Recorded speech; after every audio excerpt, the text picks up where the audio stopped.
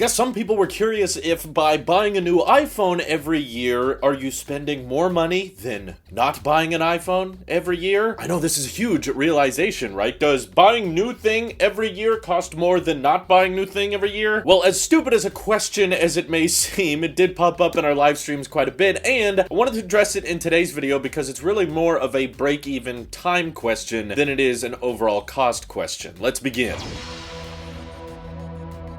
I did a mild amount of research for this video, but it took a tad longer than I was anticipating because it actually starts to answer as to why iPhones might end up being one of the better selling phones in the world. And it's simply because, unlike Androids, they preserve their resale value pretty dang well. In fact, the iPhone 12 resale value was better than the 11s. And of course, this fluctuates a lot, so just know that my examples in this video are not concrete. You know, this is every single situation. There's a lot of different variables to account for, but for the sake of simplicity, I'm going to be using the iPhone 12 Pro as my template example, but you could apply this to other iPhones and the ratios remain mostly the same. I'm using iPhone 12 Pro as the example because it's $1,000, and on average, the iPhone resale value on a per year basis goes down by around 20 to 25%. Of course, it's going to change a lot depending on the condition of your iPhone, the battery health. The higher storage options actually lose their resale value a bit faster than the base storage option. So if you were thinking that by getting the 1 terabyte iPhone, that's going to preserve your resale value, not quite, but there's obviously going to be some anecdotal evidence that doesn't fit within that margin between 20 and 25%. So I don't really care if you were able to sell your iPhone for 90% of its value to your cousin. That's just not what most data is demonstrating. So basically, what I'm trying to say is if you're in the trend of buying a $1,000 iPhone every single year, on average, you're able to recoup about 80% of what you spent on that iPhone the following year. So that means if you guys are thinking about selling your 12 Pro right now, and you're going to use that to buy the 13 Pro, which hopefully is still $1,000. There might be a price hike, but let's just assume it's $1,000. And you keep doing that same trend year after year after year, you're basically spending somewhere between $200 and $250 every single year, and you're getting the latest iPhone, which is pretty nice. But that does mean that every 4 to 5 years, you will have spent the same amount of money as buying a brand new iPhone without any trade-in value, without any resale value from your last iPhone, which means if you buy an iPhone and hold on to it for longer than 4 to 5 years, that's when you actually start saving money by not having to spend somewhere between $200 and $250 a year. Now, on average, like if you're the type of person to buy an iPhone and hold on to it until it stops getting software updates, that's looking at more like 6 to 7, potentially 8 years if you get as much support as the iPhone 6S does. And the average amount of money you spend on an iPhone annually, even if you're not buying one every year, that average is dipping below $200. So therefore, if you're not planning on holding on to iPhones until they stop working or until they stop getting software updates, buying every year may not seem as expensive as you think. But then of course, the next most common situation that I think a ton of people watching this are in is they don't buy a new iPhone every year, but they do buy one every other year, either because, you know, they want to wait till there's more substantial changes and they don't feel like their phone is very old after just 12 months, so why replace it, go through that whole process already? And in that case, you should expect your resale value to drop somewhere between 40%, sometimes up to 50%. Again, it changes depending on the battery health of the phone, the demand of that phone. These ratios are going to end up being fairly similar even with the entry-level model, so even if you're spending $800 or $700 on the cheaper iPhones, still expect somewhere between 40% and 50% resale value to be retained after those 2 years. And that means, in the easy example of the 12 Pro being $1,000, let's say you hold on to that for 2 years, now you can only sell it for about $500. In the futuristic year of 2022, we'll have jetpacks by then, but you'll be selling your 12 Pro on Swappa for $500. Use that towards your next phone. Hopefully, iPhones are still costing $1,000 in another 2 years, or you're going to be paying for it with Dogecoin or something crazy by then. And your average still works out to being somewhere around $250 a month. Maybe if you can still sell it for closer to $600, then it dips a tad below that. But based on the resale values I've been looking at and investigating, it doesn't seem like you really save that much by letting your phone's value go down after another year and selling it. And yes, you're spending less money on Apple products because every other year you're not buying a new iPhone, but you're recouping less and less of your last iPhone's value. And I've noticed that after the 50% 30% mark, the resale value kind of retains a bit stronger. You know, it's not like you lose objectively 20% every single year. Otherwise, the iPhone 10 would be like free now. And yet, if you try to buy an iPhone 10, you can still see that people are asking somewhere between $200 and $300 for them. So that's nearly 4 years old, but it's still reserving $300. So basically, if you're holding on to iPhones for 3 to 4 years, your resale value is probably going to be in the ballpark of 30%. So you can still sell your old iPhone and use that towards your next one. And now you're only spending $700 every 3 to 4 years. So that's certainly going to cost you less overall, but you're taking the risk of not having the latest iPhone every year. You gotta have to deal with the battery health getting worse over time. So I'm hoping to show you with these measurements that the price you spend on average with iPhones every year doesn't actually change very much depending on if you're able to sell it and recoup most of its value back. The absolute worst way you could keep the latest iPhone every single year is if you do Apple's trade-in program, because the trade-in values are terrible. That's no secret. I think most of us knew that. But yeah, already Apple's only accepting like $500 if you trade in an iPhone 11 Pro. That's 50% of its value, technically only a year after it came out. So if you do that repeatedly and you keep losing the iPhone that you just bought for $1,000 and trade it in for $500 every single year, now you're spending twice what you would be spending if you just tried to resell it and get somewhere between 75 to 80% of your value back. If you're hard on your phones and you break them, or you go through a ton of charge cycles on them and the battery health is lower, obviously that's going to impact how much you spend on average each year. But basically, I hope that gave you some answers. You know, obviously the numbers are all going to be different if you plan on buying the max iPhone every year or the cheapest iPhone every year, but those general ratios should stay pretty much the same. You can see yourself saving around 5% if you hold on to your iPhone for 3 to 4 years, but seriously, only 5% of its value. So keeping that in mind, it kind of makes sense as to why there's a lot of people that buy the new iPhone every year, even if the changes are small, even if the upgrades are tiny, and we joke about how this iPhone is barely different from the last iPhone. It doesn't really matter to a lot of people because it doesn't really cost them $1,000 a year. It works out being to more like $200 to $250 a year, which is not terribly more than what it would be if they just waited for their iPhone value to tank after 3 and 4 years. They're still going to end up spending over $150 a year on average, even if you buy an iPhone and keep it for 4 to 5 years. So does that make any sense? I know there's a lot of numbers I'm throwing at you, so it's confusing, but let me know how much you guys can typically recoup from reselling your old iPhone. This is your Apple Sheep here. I'll see you guys in the next one.